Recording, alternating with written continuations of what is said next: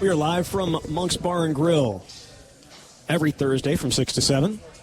Thanks for tuning in. You can also find us on YouTube. We're going to be posting these up after the show, so if you missed the show, you can find it on YouTube. You also find it wherever you get your podcast as well.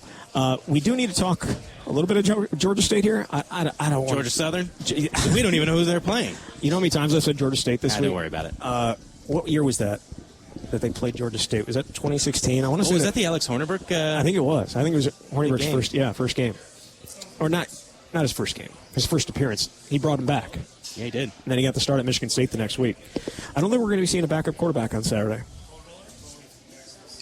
Do you know something I don't? No. I was like, you didn't agree with me. I was like, oh, okay, all right. Well, maybe if they get up. But yeah. Georgia Southern is 2-0 this year. They have beaten the Citadel, which Wisconsin has played before, and they also beat UAB, who I believe is coached by Trent Dilfer, the former NFL quarterback. So they are 2-0. They put up some points on teams. But what are you expecting from this game? Should Wisconsin be on upset watch against Georgia Southern? No, because they do have some connections to Wisconsin. TJ Woods, the offensive line coach for the Eagles, he was at Wisconsin under Gary Anderson for the 2 years. Remember him on the field after the Outback Bowl, really upset to leave Wisconsin.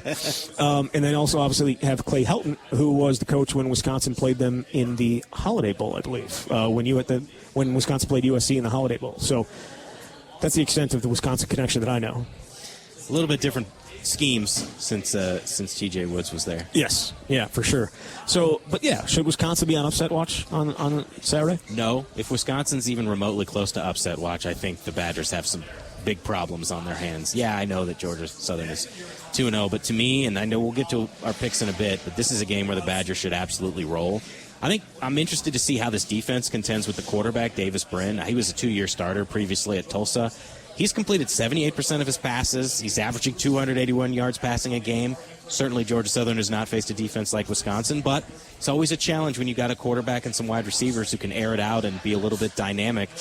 And he's got experience. So that's one of the matchups that I'm really interested to see after the defense was up and down, should we say, against Washington State. Yes. I'm wondering for you, how would you define success for Wisconsin in this game? Well, first of all, simply winning, or is it something more? A blowout would be pretty successful.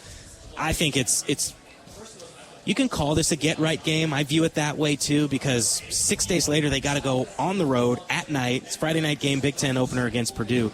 You really got to show that you are clicking here on all cylinders. Yeah, it's still early in the season, but at a certain point, it's like either this is who we are and it's good, or it's going to be a rough season. So for me, I think offensively, can they put those two together like we saw, or like we have yet to see, but like we saw in week 1 where they had a great running game, and in week 2 the passing game was there, but the running game was essentially non-existent.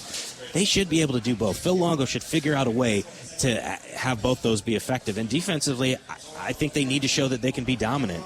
I mean, they had great stretches against Washington State. 5 of the 6 drives between the kneel downs, they forced punts in the middle, but then they gave up 17 points in the first half on 3 drives. You can't have that. And so I think it's just having it all come together, really. Okay, all right. Before we get to our picks, I wanted to play a little Overreaction or No, which I'm not going to explain because I want to get into it. So the first Overreaction or No, is this an Overreaction or no? Jack Nelson is a turnstile. Nolan Rucci can't be worse. Is that an overreaction or no? It's an overreaction to me. I think one bad sequence and one bad game does not make the player. It does say something, though, that Nelson is struggling the most he's probably ever struggled with somebody, and Nolan Rucci wasn't in the game. I think that tells you what this staff believes in terms of what the difference is between Rucci and Nelson. And Brownstone's that dude. He is. Hey, again, like we were saying on the camp, Washington State might have had the 2 best players on the field. Certainly had the best player on the field with what Ron Stone was able to do. I would expect to see him in the NFL.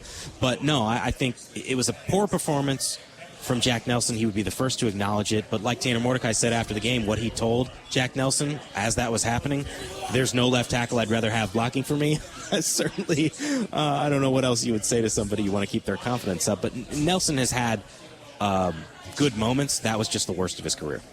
Hunter Wohler has established himself as the best player on Wisconsin's defense. Is that an overreaction or no? No. I think that's fair. I think that's fair. He's so versatile. He's got 24 tackles through 2 games. Obviously, this dollar defense and how Mike Tressel wants to utilize him will help with his skill set. It marries up very well. But I just think he can impact the game in so many different ways, and he's been able to do it in 2 weeks, which is what we thought we would have seen last year before he got hurt. I think a lot of people look at that and say, gosh, he's led them in tackles, the first 2 weeks here. A safety leading them in tackles, but he's not playing safety. Yes. He's playing much closer to the line than normally a safety would. So I do not say, oh, God, that's horrible. No. They would not be the same if he was just playing a safety spot. He's not, and I think that kind of allows me to say that's completely fine. That's just another linebacker right there. And from what I remember, they've had safeties lead the team in tackles before. I think Michael Caputo might I was just have about done to say that, yes. So that's not indicative of, oh, no, the last line of defense or a safety is leading the team in tackles. They had some good defenses when the safety's leading, and sometimes it's how things are schemed up. But you're right, with Wohler, he's lining up in some different spots. Bryson Green's a playmaker. He needs double-digit targets every week. Is that an overreaction or no? I'd be all for it, but I don't expect him to get 10-plus targets every week with the number of weapons that they have. It's just, to me, not all that realistic, but I'd like to see it.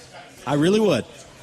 I guess it is an overreaction to an extent. However, listening to Luke Fickell after the game saying we need to get him involved and it can't be just on the last pass of the game, to me, that signals that there is the idea in their heads that they need to kind of force the ball a little bit more to him and not just in desperate situations. And the one thing that stood out, and I didn't get to mention this on the camp, and I thought about tweeting it, but it doesn't really come across very well. There's this little signal that Tanner Mordecai gives to Bryson Green before that back shoulder throw. He just did something with his hands like this. And I want to ask him about it. I didn't see it till late in the week.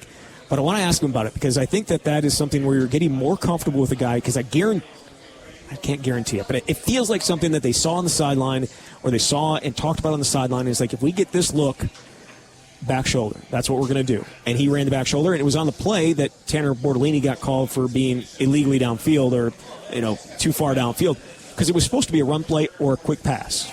And they went the other way with it. And so I wonder if there's more to that if they get more comfortable with each other. I feel like there might be. One more. Wisconsin should no longer be the favorite to win the Big Ten West. Is that an overreaction or no? That is a drastic overreaction. I checked the Big Ten West records just so I could be clear on this. 5 of the 7 teams have already lost a game. Some of them have lost 2. The only 2 that have yet to lose are Minnesota and Iowa. I've not been all that impressed with Minnesota. I'm really basing it on the Nebraska game where the Gophers probably shouldn't have won. Nebraska's not good. And Iowa's 2-0, but I mean, come on. They're not even going to get 325 points this season. So the drive for 325, and Iowa's got to play at Wisconsin. So I honestly, Wisconsin lost to Washington State, as we discussed on the camp. That might be the second-best team on Wisconsin's schedule, as it turns out. And so I have not changed my opinion that Wisconsin is still a favorite to win the West. All right, we'll see. All right, we're going to take a break. When we come back on the other side, we're going to get into our picks. Jesse is off to a ridiculously good start. I'm off to a ridiculously bad start. That's fine. The same thing happened last year in reverse. I feel good about where I'm going to be. I feel good about where I'm going to be at the end of the season. It's not about where you are at the beginning of the season, Jesse. If you're doing the same things at the beginning of the season you are at the end of the season or in week 8, you're not going to be a championship football team. I've heard that before. And you're also not going to be a championship better if you're doing the same things in week 1 that you're doing in week 8. So I'm going to be improving as the season goes on. We'll do those picks coming up a little bit after the break. You're listening to Temple and Heilprin.